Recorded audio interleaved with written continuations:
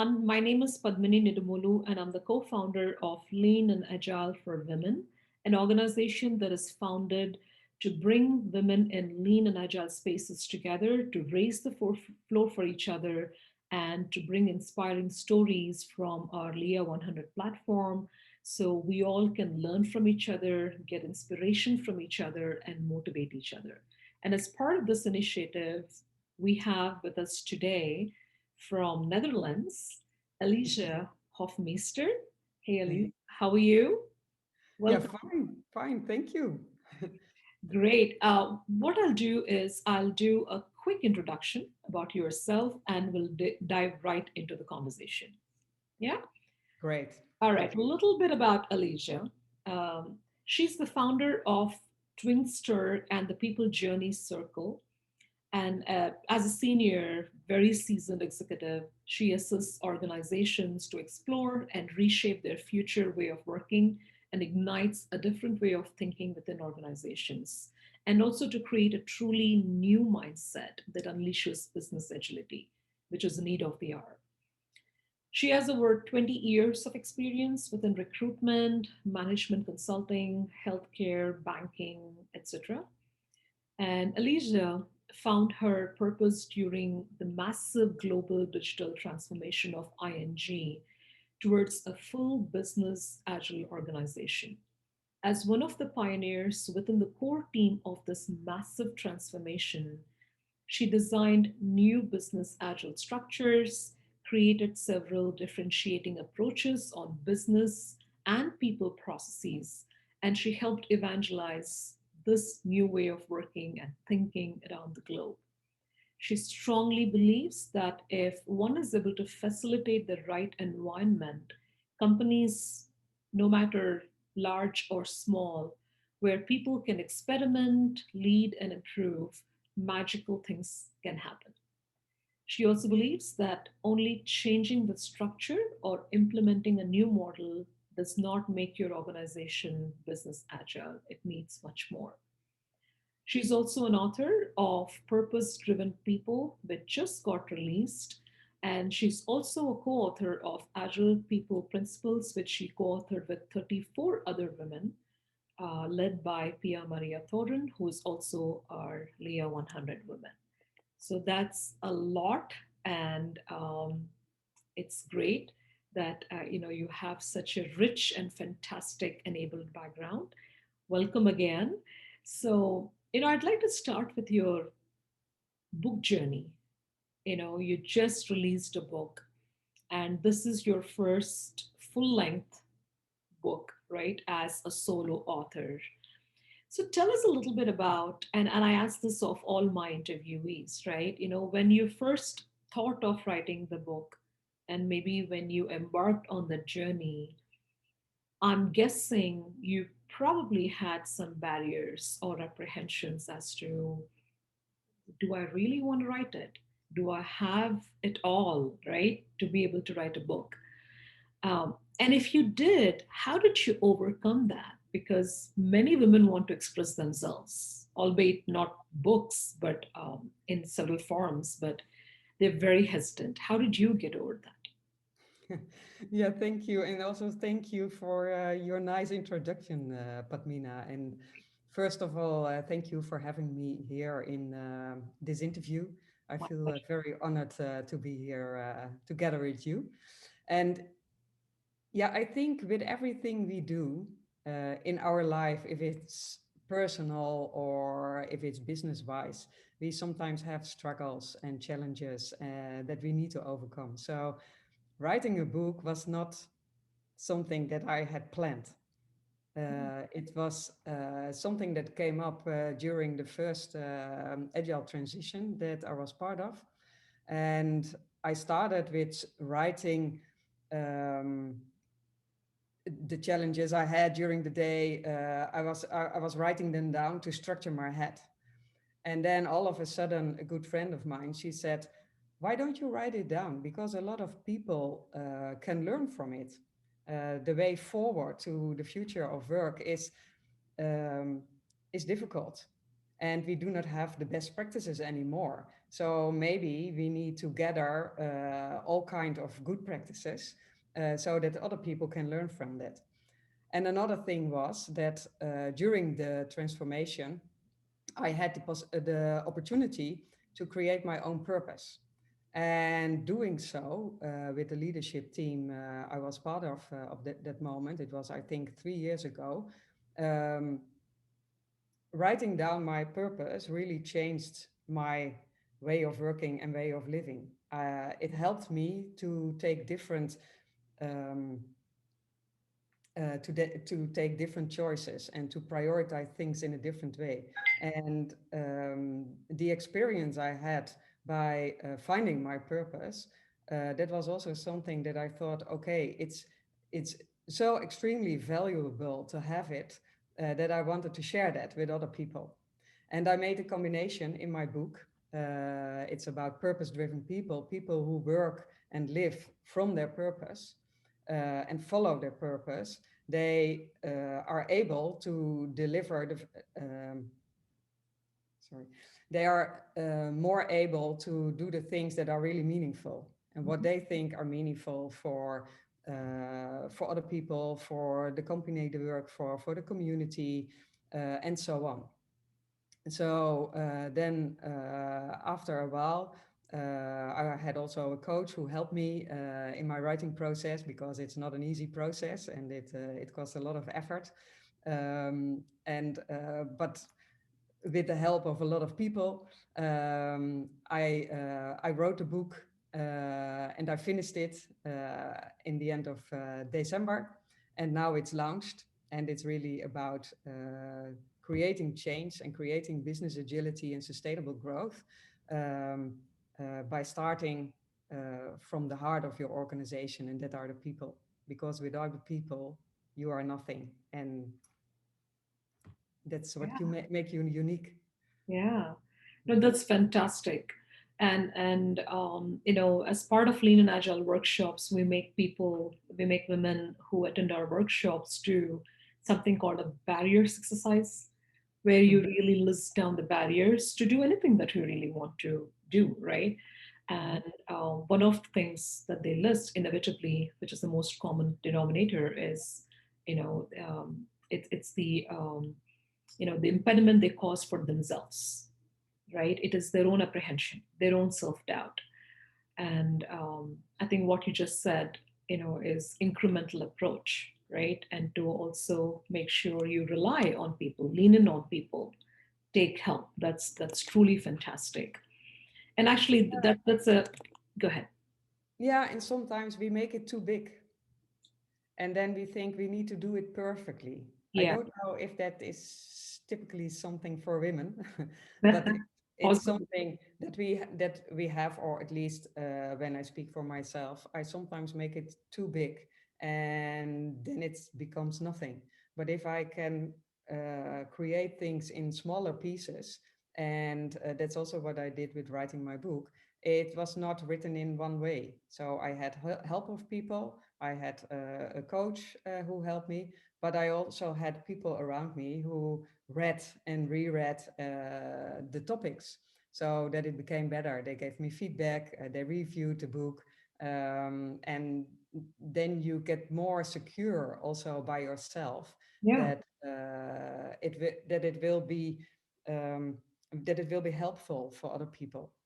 absolutely. Yeah, And in yeah. fact, that's a very good segue, since you talked about people, right? You mentioned if there are no people in our ecosystem, then there is nothing.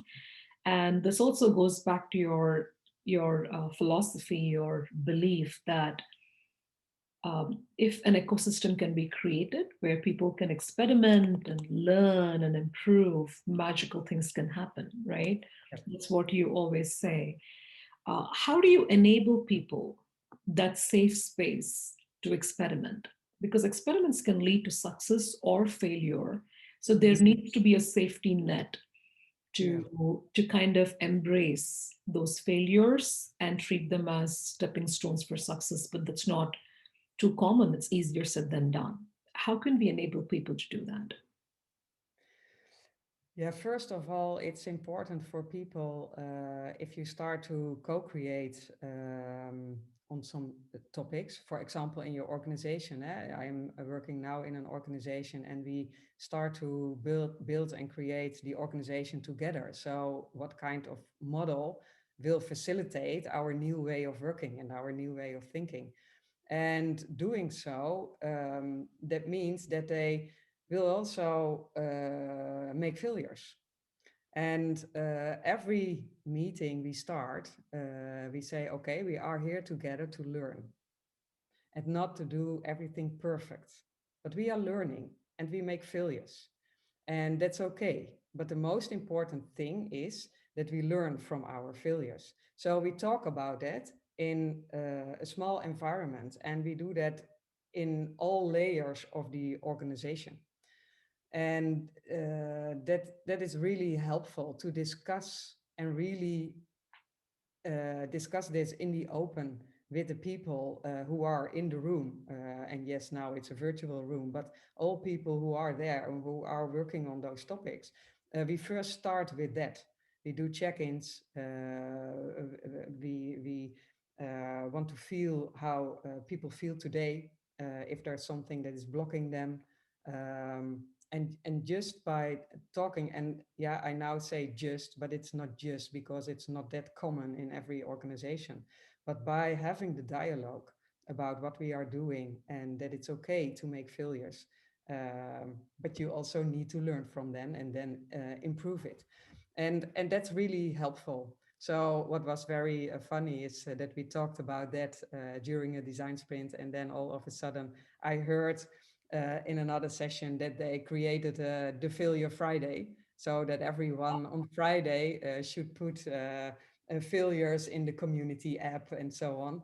And so it really helps. And then to talk about that, that helps to create a safe space. Yeah. Yeah, and that it's okay.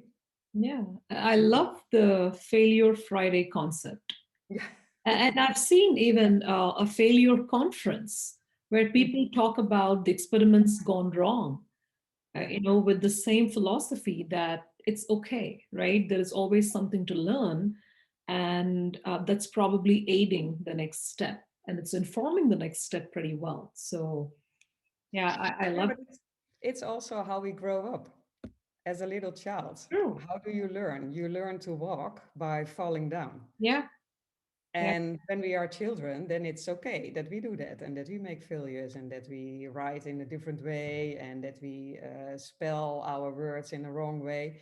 But the more we grow up, it's not that common anymore.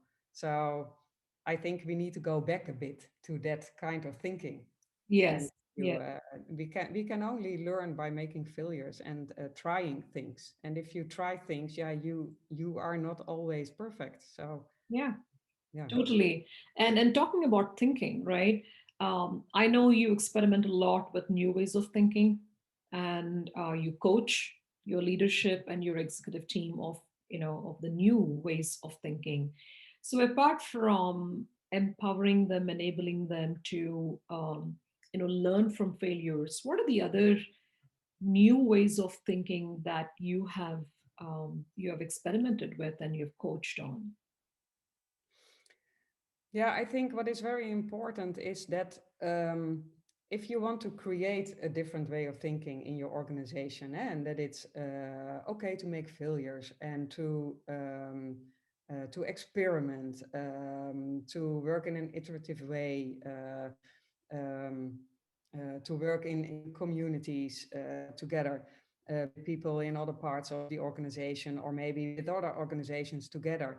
If you want to change behaviors in your organization, then you should role model and not only telling people how to do it or what to do, but also to show it yourself. So, in all levels of the organization, also the leadership on the highest level, um, if you do not show the same behaviors, or if you do not show that you find it difficult sometimes, then people do not buy it, and they are not going to show other behavior. Yeah. So what is a very powerful exercise, and I almost always do that with leadership teams, but also in the teams, yeah, in the multidisciplinary teams or self-organizing teams. We do an exercise with Lego. And then we put, for example, an old behavior in the middle of a table. And you can do it with Lego. You take one Lego puppet and you say, okay, this is something that stands for controlling. But in the new organization, we want to let go and we want to trust the people and the processes and the teams really are able to work on how we do things in our organization and how we create new products or how we deliver the value to our customers. Um, and then we ask everyone to take another Lego hero and put it somewhere on the table, what they think, what they show, and how they think about where they stand in between. Are they very trustful, or do they think they want to control? And then you see all kinds of different behaviors in the group. At the beginning, it's sometimes a bit yeah, scary to do so, although it's the team which they are always working with. But it's difficult to show your own behavior, where you stand, and sometimes someone put a Lego hero with the back to controlling and says, okay, I want to trust, but I find it very difficult. And then you see that the dialogue starts and then something happens. And I always say, if you already see that it's very difficult for yourself, how do you think this is for the people in your organization? And that are the conversations we have, because I think that it's very important to having the conversations about these topics, about the behaviors, about the principles you strive for in your organization, and what you want to show not only in the organization but also in the outside world, in the ecosystem. um, yeah, I think that's very important, because it's always if it gets tough in an organization, then we fall back in old behaviors, because Yeah. the old behaviors are always there. They are in your, Always. Yeah. and you can learn new behaviors, but the old way is, yeah, it's more common. It's in your unconscious thinking. So Yeah, they're very much part of us, yeah. right? And sometimes I think it's okay to hold on to them, just to have that mirror of what you don't want to be. It's like I've always used this metaphor of a rear view mirror, where it's okay to have rear view mirror to see the past, the vehicles coming behind you, but there is a purpose why the rear view mirror is small and the windshield is so big, because you want to be able to see ahead more. Yeah. And launch into the new ways of thinking. So yeah, I'm totally aligned with you there. Awesome. And Lean and Agile, as you know, Alicia, ours is a community fostering diversity, right? Mhm. Yeah. Especially gender diversity. Of course, we recognize and celebrate all the diversities of thought and gender and race and ethnicity. We are more passionate about bringing more women into the big picture, have women have Mhm. a seat at the table, have more women leaders, etc. So in your experience as an executive coach, as an organizational coach, did you ever observe that sort of imbalance between the genders at leadership layers? Because I'm assuming that agile principles or people principles, one of them would be to recognize the value of having diversity in gender and otherwise. So did you ever observe that sort of imbalance in the organization, where there are like 9 men on the leadership panel with one woman or maybe no women? Yes. Hard truth, right? Yeah, of course, I observe that. But I also see a shift. Yeah. And the shift is not that big as we probably want to, but there is a shift. And the new ways of working also make it very clear that you need more diversity in the organization. And because diversity enriches your organization and enriches your way of thinking. And you also see that if the team is more diverse, then they also function better. Yeah. There's more balance in the team, and I don't know. I really think that men and women, they are not the same. So they have different way of thinking, and we need both. So Yeah. it's not that we only need women or only need men. No, then it's going wrong. But they can balance each other and learn from each other. So I really think that it's necessary to have those diversity. And I see a small shift, and I think we need to talk more about it, but also maybe show that that it's also better to have the diversity. We see that also in teams. If we work in teams together, women have a different way of thinking, so they add different things on the table. They add different topics, and they view it from a different way, and they can learn from the man way of thinking, and vice versa. So in teams, we also see that diversity really helps Yeah. in in our way of working in creating more value. So Uh, that's on all levels. That's not only in the teams. That's on all levels the all same. levels. Yeah. Yeah. Yeah, And I think that's a mindset again, right?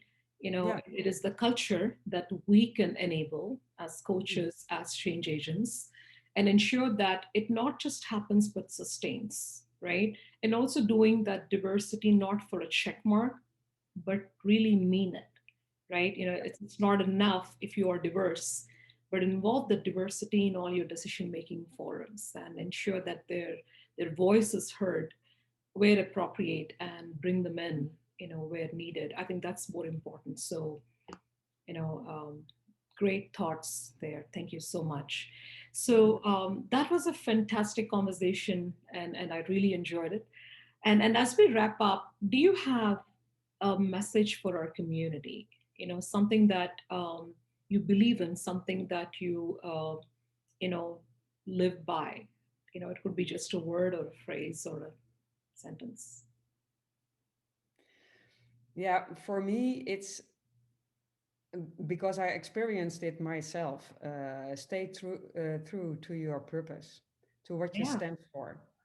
And I really want to encourage everyone to do so. It's not easy because we have those barriers, and sometimes you need to take a side step. But for some, especially in this, maybe in this community, but overall in the whole system, it's for especially for women not always very easy in in also in business, but also in real life. We have challenges to overcome. But I want to say, please stay true to your purpose, and then you really come far. And we need to help each other Yeah. to go further in our journey to the future. Yeah. Yeah, I love learn from that. not only learning from each other, but also helping each other. Yes. Yes. By staying true to your purpose. I love that. Very profound. Thank you so much, Alize. And we really hope we get to talk to you more. And thank you for your contributions to our community. I think your book will be fantastic. I'm looking forward to reading it. And I know it's on Amazon, and you have done a little bit of I think, a tour on LinkedIn Shall as I show it? well. Yes, please. Please show it. Purpose driven people. There you go. You should be proudly showing it up. Yeah, I am. Fantastic. Very proud. Yes, yes, because we recognize how much of a huge lift it is to author a book. It's not easy by any means. So huge respect for the work you have done. Congratulations, and wishing you lots of luck, with everything that you're going to do further. Thank you, Padmini, and I wish you the same. And thank you very much for having me here and for having this conversation. I really appreciate it and feel honored to be here together with you. Absolutely, pleasure and honor is all ours. Thank you so much. Okay, thank you.